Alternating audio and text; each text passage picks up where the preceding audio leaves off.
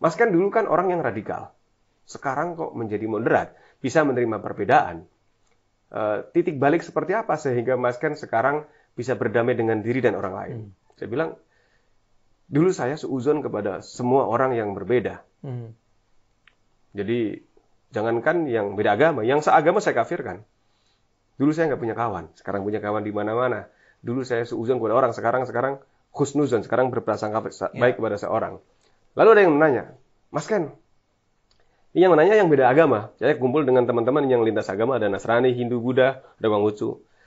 Mas Ken, saya dapat narasi bahwa yang masuk surga itu di dunia ini hanya umat Islam. Dan dari 73 golongan hanya satu, yaitu Ahlus Sunnah wal Jamaah.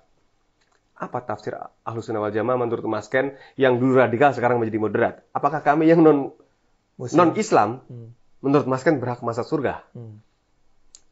Pertanyaan yang sulit, tapi berusaha saya jawab dengan tafsir cangkem melek saya. Dan ini sudah saya sampaikan kepada tokoh agama kemarin kita roadshow Jawa Tengah, Jawa Timur, dan ternyata walaupun beliau baru mendengarnya pertama kali, tapi diterima dan beliau mengiyakan, disampaikan nggak apa-apa. Jadi Ahlus Sunnah wal Jamaah menurut saya itu bisa berlaku untuk siapa saja, agama siapa saja, termasuk penghayat kepercayaan. Karena di dalam Al-Quran dijelaskan di surat Al-Baqarah 62. Sesungguhnya orang-orang mukmin itu yang belum beragama tapi dia sudah percaya kepada Tuhan. Oh gitu. Kalau di Indonesia penghayat kepercayaan. Mukmin itu bukan orang Muslim. Yang dia beriman, dia sudah beriman bahwa meyakini Tuhan satu. Oke. Ada Tuhan dan Tuhan. Ada Tuhan itu satu dan dia selanjutnya orang-orang mukmin, orang-orang Yahudi, orang-orang Nasrani dan orang-orang Sabi'in. Orang-orang Sabi'in itu dulu ditafsirkan orang yang beribadah sebelum Nabi Muhammad turun. Oke. Jadi pakai ada kearifan lokal, adat istiadat. Kalau sekarang ada kejawen, ada Sunda Wiwitan gitu kan. Yang ketika dia sudah percaya kepada Allah bahwa Allah itu satu, dan dia percaya dengan akhir berbuat baik, maka dia berhak mendapatkan pahala surga dan tidak ada ketakutan bagi dirinya. Ini kan jelas. Artinya surga tidak dimonopoli oleh satu agama. Dia berhak itu untuk siapa saja. Itu? Surat Al-Baqarah 62. Oke, ini patut dicatat oleh penonton nih. Ya. Jadi kita sering menghakimi, menjadi hakim atas keyakinan orang lain. Padahal, ya kita umat Islam kan meyakini, mengimani kitab suci selain Quran kan? Taurat, Injil, dan Zabur. Kalau mengimani kira-kira membenarkan nggak? Iya. Berarti membenarkan. Yang salah siapa? Apakah kitab sucinya atau orangnya? Orangnya. Ya, yang salah kan sebenarnya orangnya yang memanipulasi kitab suci. Kita juga mengimani Rasulnya. Ya. Dari Nabi Adam sampai Nabi Muhammad kita imani semua. Bahkan dalam sejarah dikatakan Nabi itu bukan hanya segitu, 100 ribuan lebih. Ya. Artinya ada utusan Tuhan yang tidak tertulis dalam kitab suci. Mengimani berarti kan membenarkan. Yang salah adalah orang-orang yang memanipulasi. Kebetulan di Indonesia, yang ketangkap Densus 88, KTP-nya dicek agamanya Islam. Jadi seolah-olah Islam teroris. Tidak. Dia tidak mewakili apapun. Radikalisme dan terorisme akan tumbuh di sebuah negara yang mayoritas. Di India. Yang radikal siapa? Iya, Hindu. Bukan agama Hindu. Oknum yang beragama Hindu. Maaf, itu. Di New Zealand. Iya. Mesti ditembakin sama orang Kristen. Yang radikal siapa? Ya oknum kan. Apakah teroris di Indonesia mewakili Islam? Tidak kan. Mereka telah memanipulasi, bahkan membuat fitnah kepada Islam, seolah Islam itu teroris. Padahal sejatinya radikalisme dan terorisme itu kan musuh agama dan musuh negara. Karena tidak ada agama yang membenarkan. Kembali tadi ke Ahlus Sunnah wal Jamaah. Ya. Itu apa? Jadi Ahlus Sunnah bagi saya, tafsir cangkem melek itu orang-orang yang menjalankan ajaran utusan Tuhan sesuai dengan syariatnya masing-masing. Yang Islam menjalankan Islam, yang Kristen menjalankan Kristen, yang Hindu menjalankan Hindu. Karena selama ini perbedaan ini terjadi karena kita kurang duduk bersama. Kalau dalam Islam perbedaan itu untuk lita'arofu, untuk mengenal. Nah, selama ini kita tidak mengenal, tidak pernah duduk bersama. Nah, saya ketemu dengan tokoh-tokoh yang lain, Hindu, Buddha, Konghucu, yang Kristen, saya tanya. Kan kebetulan ada teman-teman yang masih agak radikal. Itu kan orang Hindu menyekutukan Allah, Ken. Tuhannya ada 3. Iya. Brahman, Siwa, Wisnu. Saya bilang, tanya langsung kepada beliau. Ke orang Hindu. Pak, Tuhan Bapak katanya ada 3. Menurut dia ada berapa sih? Tuhan Bapak sejatinya ada berapa? Mas Ken, Tuhan kami satu, Sang Hyang Widi. Tuhan yang Maha Esa. Yang 3 itu sifat Tuhan. Kalau dalam Islam namanya Asmaul Husna. Jadi kalau saya bilang Tuhan orang Islam lebih banyak. 50 ya? 99. Terus Coba tanya orang Kristen. Kristen kan juga Tuhannya ada 3. Tuhan Bapa, Tuhan Anak, Roh Kudus.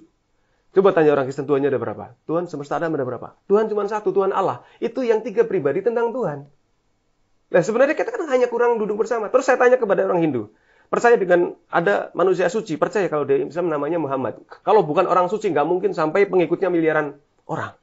Percaya dengan kitab suci. Ada di Islam namanya Quran. Di kami punya Weda. Bedanya kalau Islam itu bisa dibaca sama jamaahnya.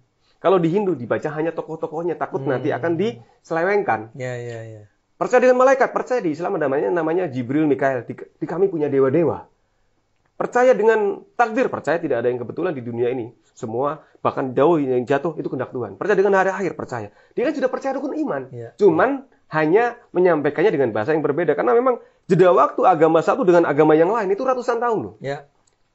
Pemuda di Abu Kahfi itu hanya 300 tahun ketika masuk gua, keluar gua. Guangnya udah berlaku, bahasanya sudah berbeda. Ini yang sampai ribuan tahun otomatis bahasanya berbeda. Yang otomatis ya peradabannya juga berbeda. Nggak bisa kita samakan harus bahasa seperti ini. Harus kudu Arab misalnya. Nggak harus letterlek seperti itu. Nah ini yang terjadi. Jadi orang-orang yang menjalankan ajaran utusan Tuhan dengan cinta kasih.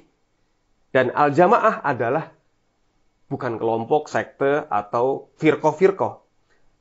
Al-jamaah adalah negara. Karena yang bertanggung jawab atas persoalan satu wilayah, itu negara.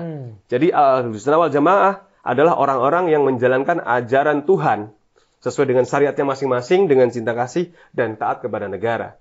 Jadi kalau ada orang menjalankan agama, dia rajin, tapi dia anti terhadap negara, melawan negara, menurut saya bukan ahlus sunnah wal jamaah. Ini tafsiran yang baru sama sekali. Tapi ini yang menurut saya bisa merontokkan kemarahan dan kita bisa berdamai dengan diri kita. Diaplikasikan dengan nilai Pancasila sangat tepat. Kenapa? Para tokoh bangsa ini menurut saya punya ide yang brilian untuk merumuskan Pancasila ini. Kenapa? Karena sudah tahu, mereka sudah berkumpul semua agama. Ternyata Tuhannya sama satu. Makanya sila pertama, ketuhanan yang Maha Esa. Jadi kalau ada orang mengatakan Tuhan Islam dengan Hindu beda, berarti dia telah menganggap Tuhan lebih dari satu. Dia menyekutukan Tuhan secara tidak sadar. Syirik tidak sadar. Tuhan di dunia ini hanya satu. Makanya sila pertama, ketuhanan yang Maha Esa. Yang meniupkan ruh ke dalam janin kepada manusia, baik Islam, Nasrani, Hindu, Buddha, itu Tuhannya cuma satu. Dan kita nggak bisa request. Lahir di mana? Perbedaan anugerah. Saya mungkin kalau lahir di Bali, orang tua saya Hindu, lingkungan saya Hindu, mungkin saya jadi Hindu. Artinya, perbedaan ini memang sudah kehendak Tuhan. Tuhan itu bisa kok. Sedunia jadi Islam semua bisa. Jadi Kristen semua bisa. Tapi karena diciptakan berbeda-beda ini untuk lita'aruf, untuk mengenal. Untuk jadi pelangi kalau cuma satu warna bisa nggak jadi pelangi? Tidak. Harus berbeda-beda beriringan menjadi pelangi. Jadi ini penting menurut saya. Kita yang radikal saja, yang sangat anti pemerintah, rontok kemarahan karena memahami sila Pancasila sila pertama. Jadi kalau kita sudah memahami sila pertama, bonusnya sila kedua. Kemanusiaan. Bisa memanusiakan manusia. Kemanusiaan yang adil. Adil terhadap diri dan adil terhadap orang lain. Dan beradab. Punya akhlak. Jadi kalau kita sudah paham sila pertama, bisa memanusiakan manusia dan berakhlak. Tapi kalau kita tidak paham sila pertama, tadi, syirik tidak sadar, pasti akan menyalahkan teman kita, saudara kita yang berbeda, menyalahkan aparat, menyalahkan pemerintah. Itu sudah pasti. Jadi kuncinya di sila pertama. Ketuhanan yang Maha Esa. Tuhan satu, kalau mencikapi perbedaan, ada Bhinneka Tunggal Ika. Walaupun berbeda-beda, kembali kepada sila pertama. Wong Tuhan kita sejatinya satu kok. Hanya kita beda menyebut dan cara beribadah. Saya menganalogikan agama itu seperti handphone. Pertama keluar ada yang tulat-tulit, yang poliponik, sekarang ada Android. Apakah kita boleh menyalahkan sahabat kita punya tulit? Jelek HP-mu. Nggak boleh kan? Tulat-tulit di masa itu bagus nggak? Tahun 2000-an. Bagus. Paling bagus karena belum ada ini. Ya sudah. Masing-masing yang penting bagaimana kita dengan konsep Bhinneka Tunggal Ika boleh kita berbeda. Yang penting jangan diungkapkan dalam sikap membenci. Itu yang tidak boleh. Berbeda itu anugerah. Kita bisa melengkapi. Jadi ketika sudah kita mendapatkan sila pertama dengan kebinekaan, ya kita perbedaan anugerah. Yang penting kita jangan sampai menyamakan. Agama memang berbeda. Karena syariat kita memang terima berbeda-beda. Nggak boleh disama-samakan. Yang Kristen mengikuti agama Muslim, ya nggak boleh. Tapi ketika dia pengen upgrade, ya silakan. Terus yang Islam keberatan, saya pengen ke yang tulat-tulit saja, ya monggo. Itu hak masing-masing. Jadi kalau saya bilang ada teman-teman yang tiba-tiba mu'alaf misalnya, ya mungkin